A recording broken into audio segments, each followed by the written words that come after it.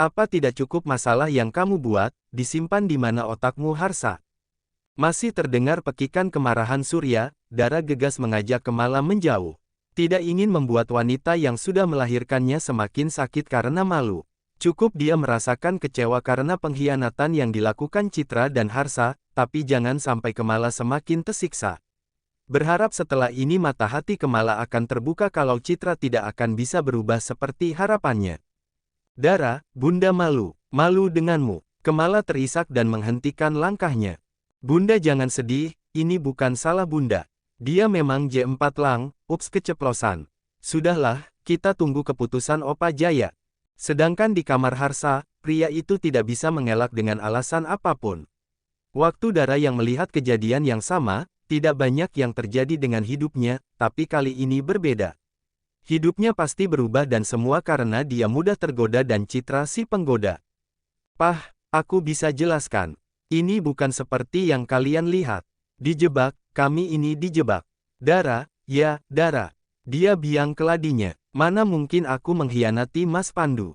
Tutup mulutmu. Tita Harsa karena ocehan Citra hanya akan menambah masalah.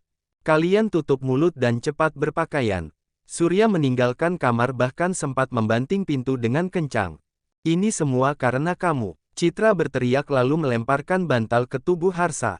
Kamu yang paksa aku melakukan ini. Kamu tidak ingat tadi mendesah-desah dan meneriakkan namaku. Jika aku memaksamu dan kamu tidak menginginkan itu, tidak mungkin kamu menikmati dan mengajak ganti gaya. Cukup, pakai bajumu, jangan buat Opa semakin murka. Kita salah dan bersiaplah menerima hukuman. Asteris. Suasana ruang keluarga kediaman Jaya Mahendra agak mencekam. Jaya duduk di sofa tunggal dengan wajah serius. Surya dan Kemala bersisian, terlihat wajah sedih dan kecewa mereka. Bahkan sesekali Kemala mengusap air matanya. Hanya Pandu yang terlihat santai, bahkan sempat menyenggol tangan Dara yang duduk di sampingnya. Sengaja menggoda gadis itu, Dara sempat memberikan tatapan tajam agar tahu situasi, tapi Pandu malah menaik turunkan alisnya. Benar-benar minta dihajar, batin Dara. Tenanglah, ingat tekanan darah dan asma papi. Tegur Pandu khawatir Jaya kembali kolaps karena pasangan Laken 4T yang sampai sekarang belum muncul juga. Asisten Jaya sempat menanyakan kondisi majikannya, memastikan tidak ada hal yang mengkhawatirkan. Jaya menjawab dia baik-baik saja. Akhirnya Harsa dan Citra pun muncul. Melihat Pandu duduk di sofa yang sama dengan Dara, meski berjarak membuat perempuan itu menatap kesal padahal yang lain justru kesal dengan dirinya kesal banget malah, para pembaca banyak yang gemes. Sampai pengen cakar-cakar si Citra. Duduk, titah Surya. Masih ada dua sofa tunggal yang posisinya bersisian, pasangan itu pun akhirnya duduk. Harsa tidak berani mengangkat pandangannya meski tidak menunduk. Berbeda dengan Citra yang masih berani menatap bergantian Pandu dan Dara lalu Kemala, apalagi sofa yang ia duduki dekat dengan posisi Dara. Ini rumahku, ucap Jaya membuka suara. Kalian tinggal di sini harus menghargai aturan rumah ini, aturanku. Apapun yang kita lakukan di dunia ini selalu ada akibat, termasuk yang kalian lakukan di rumah ini. Yang kalian lakukan itu, memalukan. Surya, nikahkan mereka malam ini juga. Hah, menikah dengan Mas Harsa. Citra menunjukkan kalau dia tidak setuju. Aku nggak mau. Kamu pikir aku mau, gumam Harsa dan dapat didengar oleh yang lain. Citra, tutup mulutmu. Kamu tidak berhak bicara. Setelah apa yang kamu lakukan, cetus Kemala. Bunda mau aku menikah dengan dia itu pacarnya Harsa. Mana mungkin aku, petik 2. Diam, Kemala berteriak, Surya meraih tangan Kemala seakan memintanya untuk diam. Maaf Tuan Jaya, ujar Kemala. Dara langsung menegakkan tubuhnya mendengar ucapan Kemala karena memanggil ayah mertuanya dengan sebutan formal bukan lagi Papa Jaya seperti biasanya. Mohon maaf, atas kelancangan saya. Saya setuju untuk menikahkan mereka. Citra menggeser duduknya dan hendak bersuara, Dara yang sigap langsung menginjak kaki Citra agar diam. Saya akan terima keputusan Tuan Jaya setelah ini, apapun itu, sekalipun keputusan saya dan Mas Surya harus bercerai dan meninggalkan rumah ini. Kemala, ucap Surya. Jaya masih membiarkan Kemala untuk bicara. Perbuatan Citra dan Harsa bukan hanya memalukan, tapi harus dihentikan. Bukan pertama kali mereka melakukan ini. Dara menatap khawatir pada Kemala, tidak menduga kalau wanita itu sudah tahu kebusukan Citra. Surya langsung menatap Harsa yang kali ini menundukkan wajahnya. Lanjutkan, titah Jaya, Bunda, ucap Citra geram dan ingin Kemala berhenti bicara. Jangan panggil aku Bunda, sedangkan sikapmu tidak menganggapku sebagai seorang ibu. Apa salahku sampai kamu harus jahat bukan hanya padaku, tapi juga Dara? Bun, sela Dara. Kali ini Pandu tidak diam saja, dia menggenggam tangan Dara yang ada di pangkuannya. Kamu tahu Harsa kekasih Dara, tapi malah berkhianat. Aku menyesal dan merasa gagal menjadi ibu bagi Dara.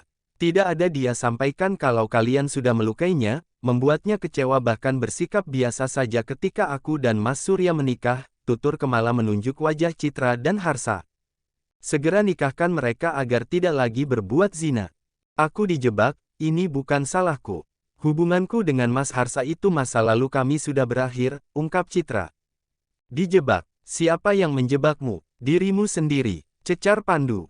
Asisten Jaya memanggil asisten rumah tangga yang dimanfaatkan Citra. Tentu saja Citra terlihat panik dan tidak bisa lagi mengelak saat perempuan itu menceritakan bagaimana Citra memaksanya bekerja sama dan apa yang harus dia lakukan. Jadi kamu ingin menjebak Pandu setelah membuang Harsa? Jaya bertanya setelah menyimak semua penjelasan dan kronologi kejadian. Aku selama ini diam, bukan karena takut. Hanya ingin tahu sejauh mana kamu akan berulah, tapi rencanamu ini sangat licik.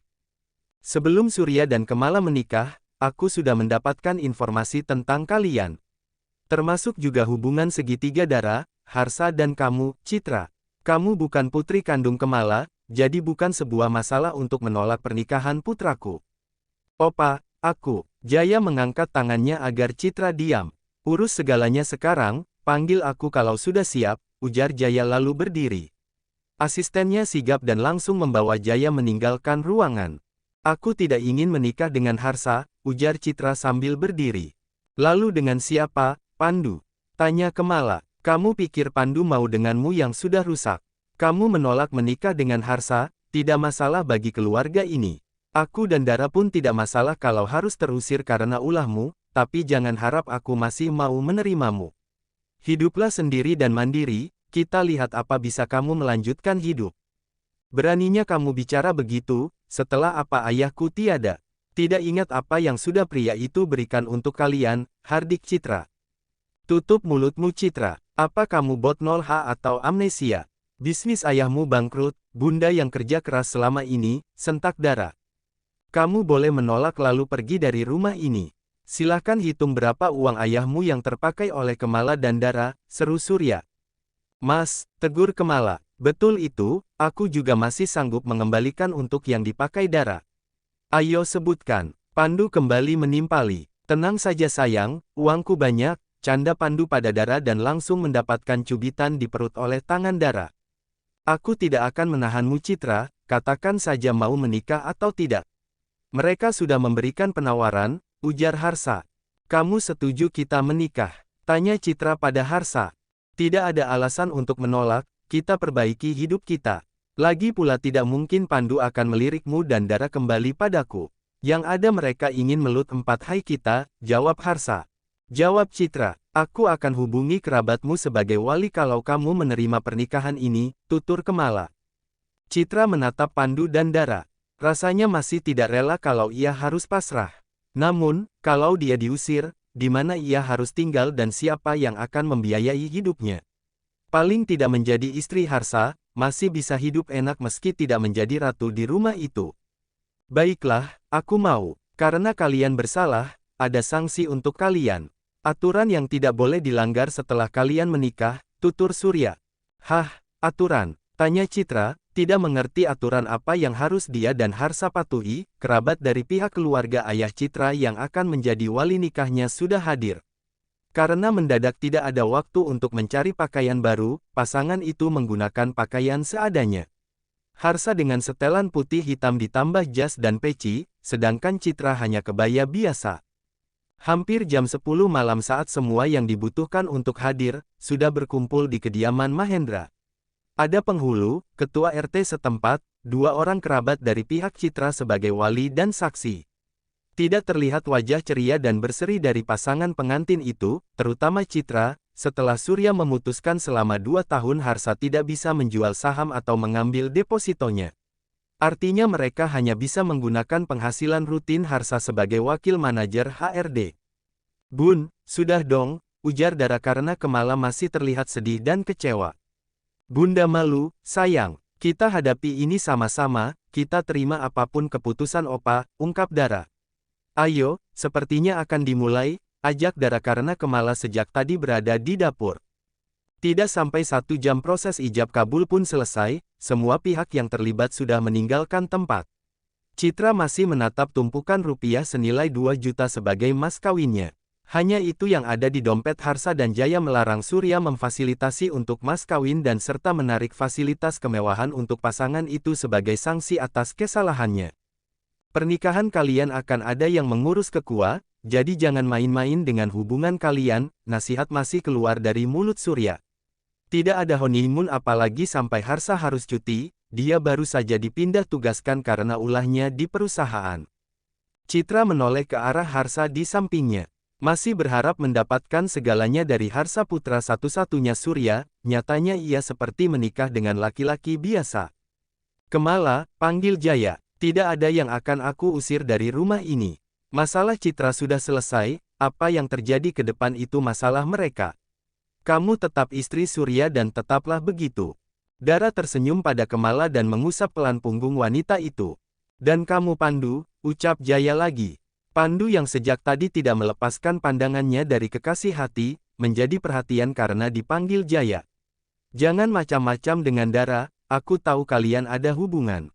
Kemala langsung menatap Dara dan dibalas dengan senyum terpaksa sambil menunjukkan 2 jari dengan simbol peace, karena Dara belum menceritakan masalahnya dengan Pandu meski Kemala sudah bisa melihat akan hal itu. Tidak akan hanya satu macam saja. Rencananya besok aku akan bicara dengan Bunda lalu dengan Papi, karena sudah dibahas oleh Papi ya sudah berarti tidak usah kami laporan lagi. Aku ingin menikah dalam waktu dekat, kalau perlu minggu depan. Pandu menjelaskan rencananya. Resepsi bisa diadakan nanti, yang penting menghalalkan hubungan kami. Mas, tegur Dara karena tidak tahu kalau Pandu ternyata merencanakan secepat itu. Bocah nakal, urusan Harsa dan Citra saja belum bisa buat Papi bernafas lega dan kamu ingin minggu depan menikah. Rencanaku sudah lebih dulu, kejadian malam ini tidak termasuk dalam sedule, jadi beda cerita. Besok lagi kita bicara, Papi lelah. Jaya sudah berdiri dibantu perawat dan asistennya. Tapi setuju ya Pi. Pandu seperti bocah yang meminta sesuatu pada orang tuanya, mengekor langkah Jaya menuju kamar sambil menjelaskan hubungannya dengan Dara. Ya Pi, bedok, kita bicara besok. Jangan kelamaan Pi, aku takut ada yang nikung. Dara berlian Pi, berlian. Di mana lagi aku bisa dapat perempuan seperti dia? Jaya pun berbalik dan menatap putranya. Mereka sudah berada di depan pria itu. Sudah lama Jaya menunggu keputusan Pandu untuk menikah, tidak berani untuk menjodohkan atau mengenalkan dengan gadis manapun karena sudah kesepakatan mereka. Pandu bersedia tinggal di rumah itu dan ikut bergabung di Mahendra Group dengan catatan tidak ada perjodohan yang diatur untuknya. Papi senang kamu akhirnya mau menikah, tapi kita bicara besok. Papi ngantuk dan pusing, kamu bisa bayangkan kalau rencana Citra berhasil. Dia yang akan menikah denganmu, bisa-bisa Papi kena stroke. Oke, masuklah. Sana tidur, titah Pandu. Dasar bocah nakal. Sedangkan di ruang keluarga, belum ada yang beranjak sampai akhirnya Surya mengajak Kemala istirahat. Harsa pun mengajak Citra ke kamar, karena malu berlama-lama di sana. Tentu saja malu dengan Dara. Selamat menikmati malam kesekian kalian ya, ujar Dara mengejek Citra dan Harsa. Citra sempat menolak dan hendak melepaskan tangan Harsa yang menariknya. Memang kamu mau kemana? Kita sudah menikah, aku suamimu dan sekarang kamu tinggal di kamarku. Tidak usah pakai rencana berpura-pura lalu kita bercerai. Aku tidak ingin kembali dapat masalah dan berimbas dengan masa depan serta karirku. Ucapan Kemala dan Surya yang menjadi pengingat untuk Citra tidak berulah. Dia bisa saja didepak dari rumah itu dan Harsa masih tetap cucu Jaya dan putra Surya. Namun, dia tidak bisa hidup enak seperti sebelumnya. Ayo, kamu harus tanggung jawab. Entah obat apa yang kamu gunakan, milikku sejak tadi belum berhenti tek 4 nanogram, ujar Harsa lalu membuka pintu kamar dan menarik paksa Citra untuk ke dalam. Tapi, halah, nikmati saja, asteris. Aku sudah kirim pesan pada Leo kalau besok kamu tidak masuk karena ada acara keluarga. Jadi kita bisa manfaatkan untuk tidur, ujar Dara sudah berdiri. Tunggu dulu, Pandu menahan Dara dengan memegang lengan gadis itu. Besok kita akan bicara serius dengan papi dan bunda. Jadi kita samakan dulu persepsi kita. Kita, lo aja kali, sahut Dara. Mas Pandu seenaknya bilang minggu depan kita menikah. Dipikir menikah tidak butuh persiapan. Persiapan bisa ada yang urus. Yang penting kamu dan aku siap lahir dan batin, ingat sayang, rencana baik harus disegerakan. Dasar aja sudah tidak tahan. Daripada aku hilaf, lebih baik cepat dibayar tunai. Ayo duduk dulu, kita bicara serius atau mau bicara di kamarmu? Jangan ngaco, kamu mau kita digerebek seperti Citra dan Harsa? Boleh saja, ayo. Dasar Tanduwu. Pandu melepaskan tangan Dara lalu menghindar, melihat gadis itu sudah ancang-ancang. Entah rambut atau wajah yang jadi tujuannya. Sayang, jangan begitu.